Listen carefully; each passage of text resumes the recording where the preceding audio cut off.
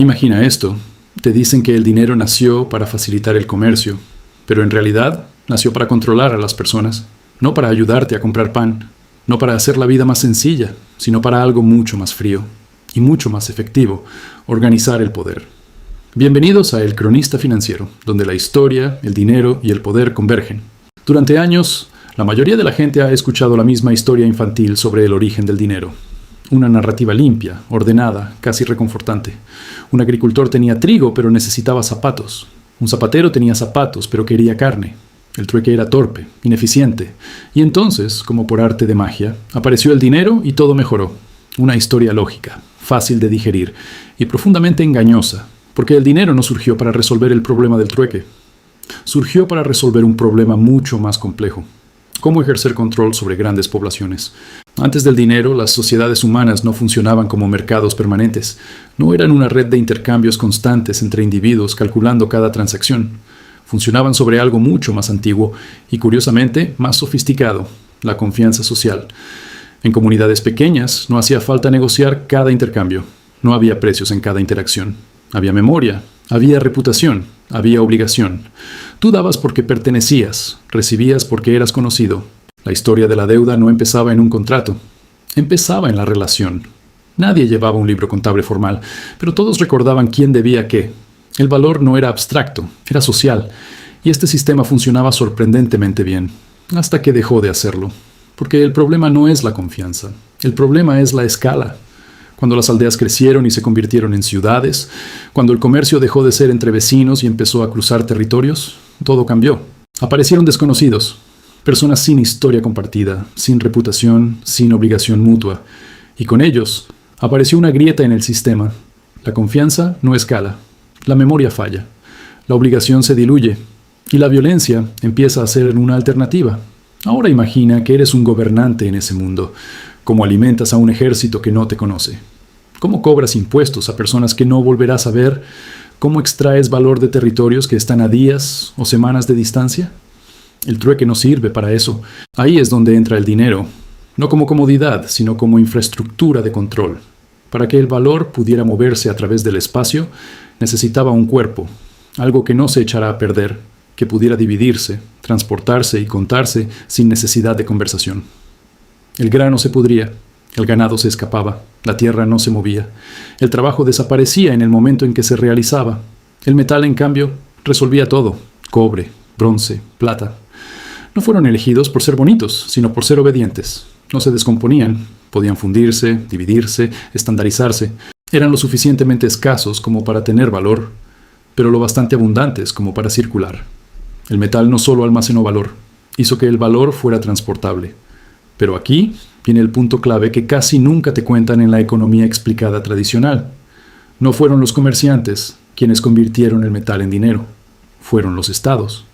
Las primeras civilizaciones, Mesopotamia, Egipto, las ciudades del Mediterráneo, no necesitaban dinero para comerciar entre sí.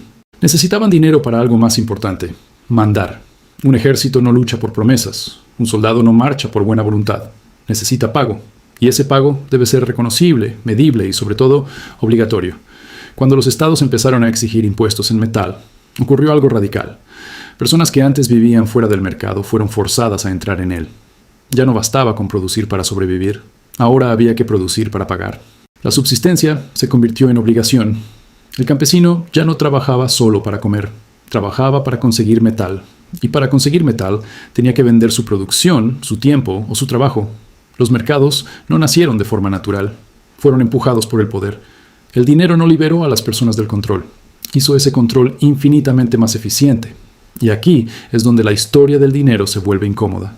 El dinero nunca fue neutral, no fue creado para facilitar intercambios entre iguales. Fue diseñado y perfeccionado para medir, extraer y redistribuir valor a gran escala. Porque una vez que puedes extraer valor, puedes almacenarlo. Y una vez que puedes almacenarlo, puedes acumularlo. Y una vez que puedes acumularlo, puedes convertirlo en poder. Por eso, los primeros centros financieros no fueron mercados, fueron templos y palacios. Antes de que existieran monedas, ya existían registros. Antes del comercio libre, ya existía contabilidad. Sacerdotes y gobernantes llevaban cuentas de grano, trabajo y tributos mucho antes de que los comerciantes dominaran la escena. El sistema no nació desde abajo, nació desde arriba, y luego llegó el siguiente salto. El metal era útil, pero el metal marcado fue revolucionario. Cuando los estados comenzaron a acuñar monedas, imprimiendo símbolos, pesos y autoridad, no estaban solo facilitando el comercio, estaban creando algo mucho más potente: confianza institucional. Una moneda decía algo muy claro: no necesitas confiar en quien te la entrega, solo en quien la respalda. La relación fue reemplazada por la autoridad. En Lidia, en Grecia, en Roma, las monedas llevaban rostros, dioses, símbolos de poder. Cada transacción no solo era económica, era política. Cada pago reforzaba quién mandaba. Cada intercambio recordaba en qué sistema estabas atrapado. Y, como siempre ocurre cuando alguien controla el sistema, apareció la tentación. Si controlas el dinero, controlas su cantidad, controlas su pureza, controlas su circulación. Los gobiernos antiguos descubrieron algo que hoy sigue vigente. Podían gastar más de lo que tenían, manipulando el dinero. Reducían el contenido de plata, recortaban monedas, emitían más de lo que respaldaban. El gasto se hacía fácil, las consecuencias se posponían. La inflación no es un invento moderno, es una vieja herramienta de poder.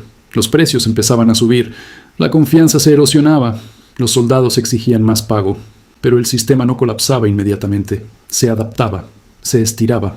Porque una vez que el dinero existe, no puedes volver atrás. Es demasiado útil, demasiado poderoso. Y aquí está la idea clave que conecta toda la historia del dinero con tu vida hoy. El dinero no evolucionó alejándose del poder, evolucionó junto a él.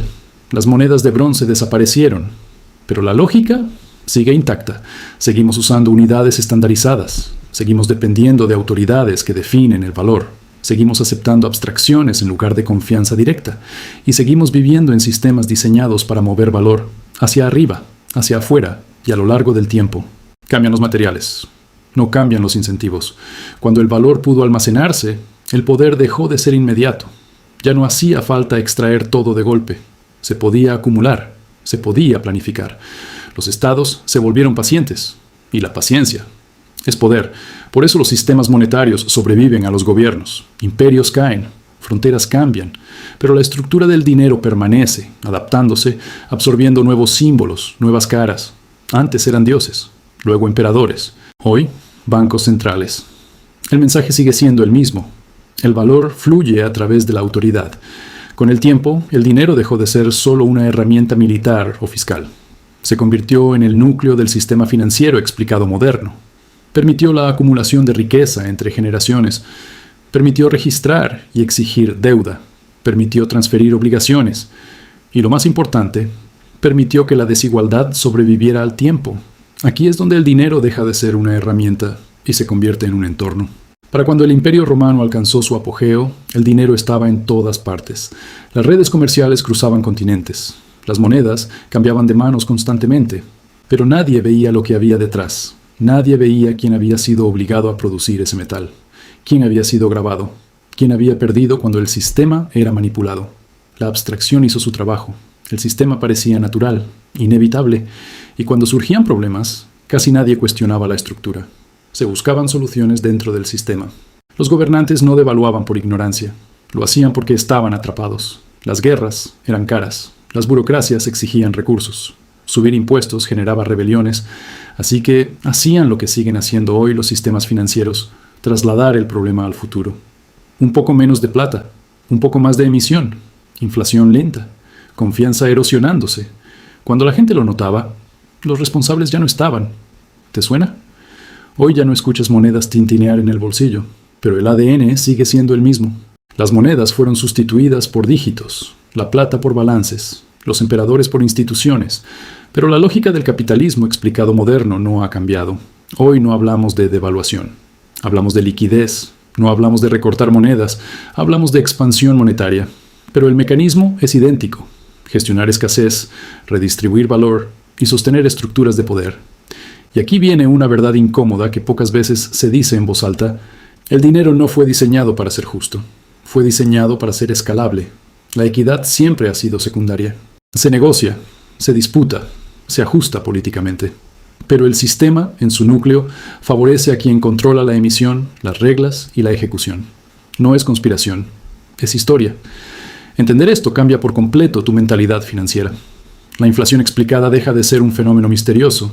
La deuda deja de ser un accidente. Las crisis dejan de parecer eventos aislados. Empiezas a ver patrones. Empiezas a entender quién gana con la estabilidad y quién paga la volatilidad. Empiezas a darte cuenta de por qué soluciones nuevas aparecen una y otra vez con nombres distintos. Y aquí es donde entra lo realmente importante para ti. La libertad financiera no consiste en ignorar el sistema, ni en soñar con su desaparición. Consiste en entender para qué fue construido. El dinero puede almacenar trabajo, puede mover valor, puede coordinar sistemas gigantescos, pero no puede garantizar justicia. No puede eliminar el riesgo. Y no puede protegerte si confundes estructura con seguridad. Desde el trueque hasta el bronce, desde las monedas hasta los algoritmos, la historia es coherente. El dinero no nació para facilitar la vida, nació para hacer el poder transportable. Y una vez que el poder se volvió transportable, lo transformó todo. La suposición más peligrosa no es que el dinero sea corrupto, es que sea neutral. La historia no se repite, pero rima. Y si no entiendes esa rima, el sistema te pasa por encima. Porque la verdadera pregunta no es cómo funciona el dinero. La verdadera pregunta es, ¿dónde estás tú dentro de él? Si esto cambió tu forma de ver las cosas, suscríbete. La historia tiene las respuestas y yo te mostraré los lugares donde nadie quiere que mires.